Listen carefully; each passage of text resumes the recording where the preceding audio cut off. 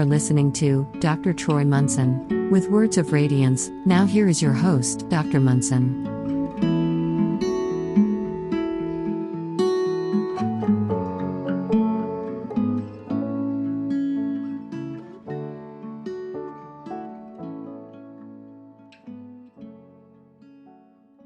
Hello and welcome. I'm Dr. Troy Munson.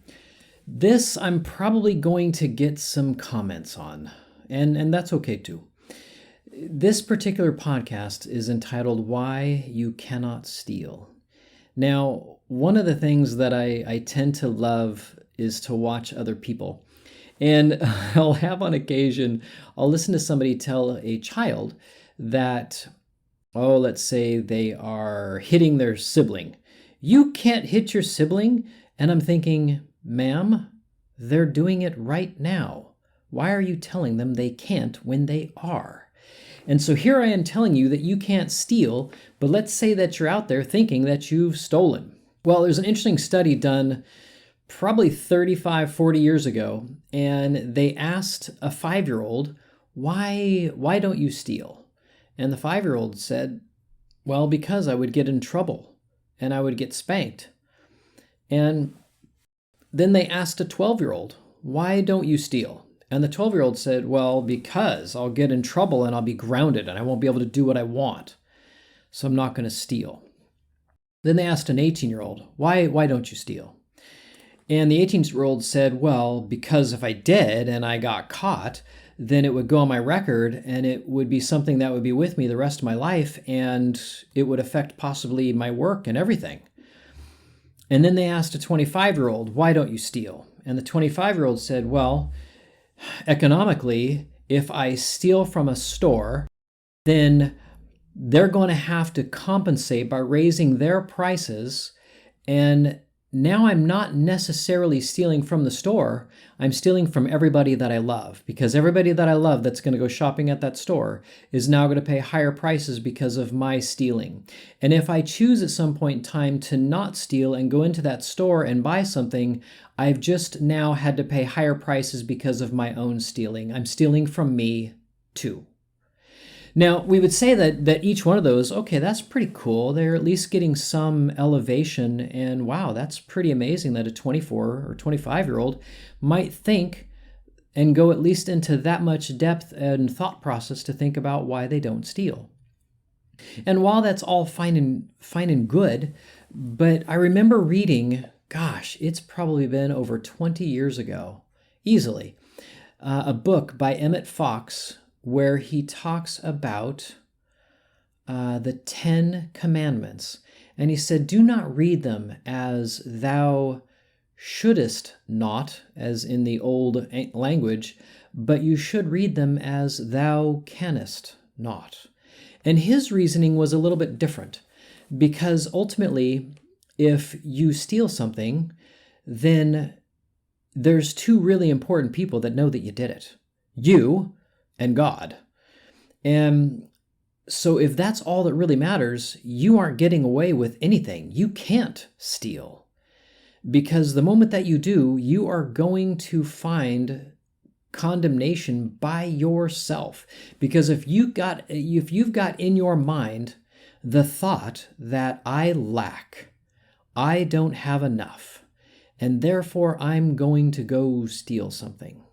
Or you have animosity in your heart, and you believe that you could be assailed against, or that you could be made to be small, or that you could be hurt, and that a store could hurt you, and that you have animosity towards that store because you believe that you have been wronged, and that you must be the one to make it right, then now you have another limiting belief in your own head that's blocking you in many ways and keeping you technically unhappy to begin with. And you stealing whatever it is that you think you're going to steal isn't going to make one darn bit of difference with your happiness, because you have some pretty significant limiting beliefs. Whether it's the first one out of pride, really, but out of lack, saying, I don't have enough, I'm not provided for, I can I don't have a source that is going to provide for me. I have to do everything. I have to toil. I have to work hard. If you haven't realized that the world is out there trying to bless you all the time, then you may have that belief already, and it will manifest itself in other weird ways. It will come to fruition. And some people don't like the word manifest. So you will bear fruit that will naturally show your belief systems that are in your own head. And so you'll try to finagle your mind and try to talk yourself into that it's okay that you steal such and such. But ultimately, it's only going to be to your own harm and detriment. So now the question becomes, well, then what do I do? I'm a thief by trade, or maybe I've stolen things, or I think about stealing things, or you know what? I feel like I do lack. I feel like, I do feel like I've been wronged by some stores or by some employees that work at places, or they've been rude to me or whatever, or my neighbor was rude and so he left something out and I took it. All these things are the core always. I mean, you'll hear me say this over and over. It will always be a fundamental belief within your own mind that is an error. And our wonderful gift to ourself and to humanity is really this process of digging into our own mind and now allowing ourselves to find that limiting belief and begin to undo it at a very early, very primal, very infancy of its appearance, and be able to recognize and say, I don't want that anymore. I think I'm going to believe for something different. Now, the good news is you don't actually have to go back and find those old things if you don't want to. Sometimes it is helpful to weaken a belief system until you can head it off at the pass, so to speak, or head on and undo it right then and right there. And ultimately, like I've dealt with some clients that have been through some pretty tough things, they would say, and some of us might say, well, yeah, that sounds pretty tough. You're right. They've been through, sexual abuse, physical abuse, mental abuse, where they've had, thousands, sometimes hundreds of thousands of dollars taken to them. They feel they've been very wronged. And they carry this. And instead of shelving that and saying, you know what, I have been provided for my entire life. I don't know the time of my demise. I didn't create me. So therefore, my creator probably knows me better than I know myself, knows what I'm capable of. And if they built me with love in itself, and let's retool that just a moment. Let's unpack that one thought. Did your creator create you for fear and timidity, or did he create you for power and love and peace and joy and to create just like himself? The creator only creates like himself. Now, if you believe that the world is out to get you, then you're going to believe your creator is a pocket god, as we like to call it, and probably a pretty abusive one at that. But if you let go of your thoughts for even just a few moments and say, what am I? If I'm not these thoughts, and I'm going to take it at face value for just a moment that perhaps I have put all these beliefs in my own head that are keeping me back and holding me down, then let me let go of everything for just a few minutes and see what it's like at utter peace and stillness and joy and happiness. Let me experience that for just a few minutes. Now you can pause right here if you want, and you can experience that for a few minutes and just release your thought. Quite peaceful, quite nice.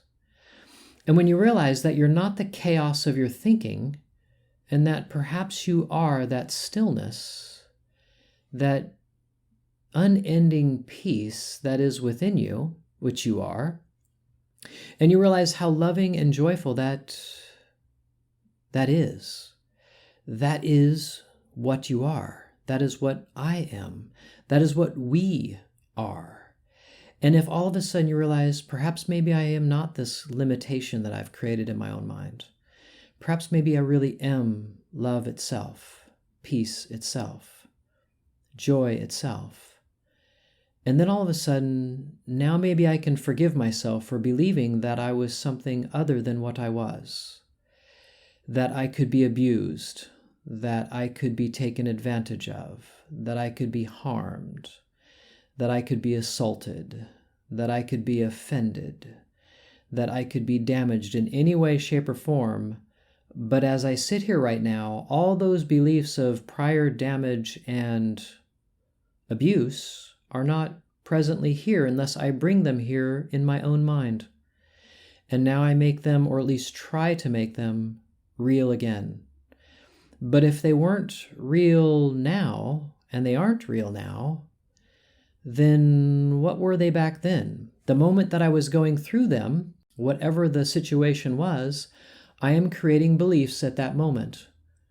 And instead of doing that from here on, I'm going to belay all my judgments, all my concerns, all my resistances, and my attachments to ideas, and I'm going to let them go. I'm just going to say, you know what? I don't think I want to do that anymore. And now all of a sudden we begin to walk in this very different idea that peace is my ever-present companion, that love is trying to bless me. Now in the beginning, as you're doing this, your mind will come back in and challenge you and bring things into your environment that tries to say it's not going to work. I'm going to tell you though, you're going to have to trust that this may take just a little bit of time, not much. If you're really diligent and you catch every thought the moment it enters and release it and go back to peace, and you make it your only true aim, you could be free in just a matter of hours or days. Some of you will take a little bit more time, and maybe it will take you a month. Some of you will take even more time, and you work on it haphazardly, and it might take you a year or two. But the end result will still be the same. Some of you might even decide to label, not realizing that you're doing it, and say, this is really hard. And therefore you will slow yourself down. I will have you let go of those labels too, and realize you could have peace and joy and egolessness right now. You could trade all that you have built, all the hurt, the mountain of dirt and soil that you think is valuable. You could trade all of that for peace and joy and infinite presence.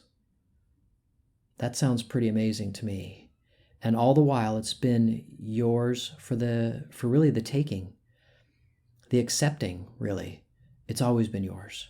I hope this helped. I hope this kind of took you through some things. I know we went on a bit of a circuitous route, and we talked, about that stealing idea and how you actually can't.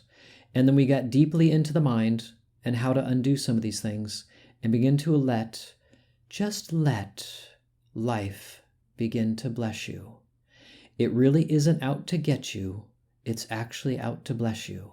But if you only want to see the worst, and if you keep asking for refuse, life will certainly hand you that because it does not mind. It knows that at your core you are not harmable because you're not a body.